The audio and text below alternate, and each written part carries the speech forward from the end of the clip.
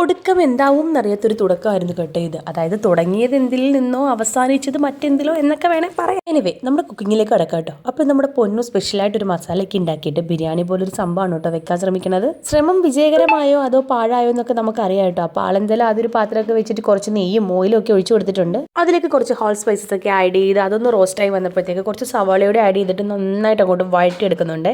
ഇനി ഇത് പകുതി ഒന്ന് വഴണ്ടു വന്നപ്പോഴത്തേക്ക് അതിലേക്ക് നമ്മുടെ ജിഞ്ചർ ഗാർലിക് പേസ്റ്റ് കൂടി ചേർത്ത് കൊടുത്തിട്ടുണ്ട് കേട്ടോ. എന്നിട്ട് അത് നന്നായിട്ട് അങ്ങോട്ട് മിക്സ് ചെയ്യുന്നുണ്ട്.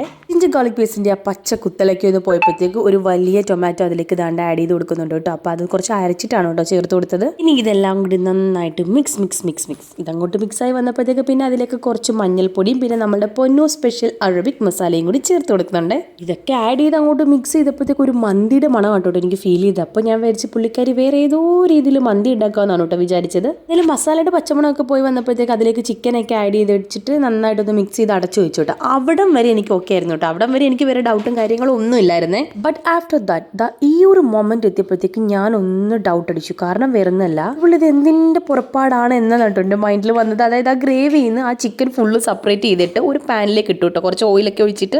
എന്നിട്ട് അത് ഫ്രൈ ചെയ്തെടുക്കുകയാണ് കേട്ടോ ചെയ്തത്. ഇതാണ്ട് ഇങ്ങനെയൊക്കെ ആദ്യം വെച്ചിട്ട് പിന്നെ അത് തിരിച്ചും മറിച്ചും, അതായത് ഒരുപാട് അങ്ങ് മൂപ്പിക്കാതെ ചിക്കൻ നല്ല സോഫ്റ്റ് ആയിട്ട് തന്നെയാണ് കേട്ടോ ആളിതാണ്ട് ഫ്രൈ ആക്കിയൊക്കെ എടുത്തത്. എന്നിട്ട് അതൊരു അടുപ്പിലേക്ക് മാറ്റി വെച്ചിട്ട് നമ്മൾ നേരത്തെ സെപ്പറേറ്റ് വെച്ചൊരു ഗ്രേവി ഇല്ലേ, ആ ഗ്രേവിയിലേക്ക് നമ്മുടെ റൈസ് വേവാൻ ആവശ്യത്തിനുള്ള വെള്ളമൊക്കെ അവൾ ആഡ് ചെയ്ത് കൊടുക്കുന്നുണ്ടായിരുന്നേ.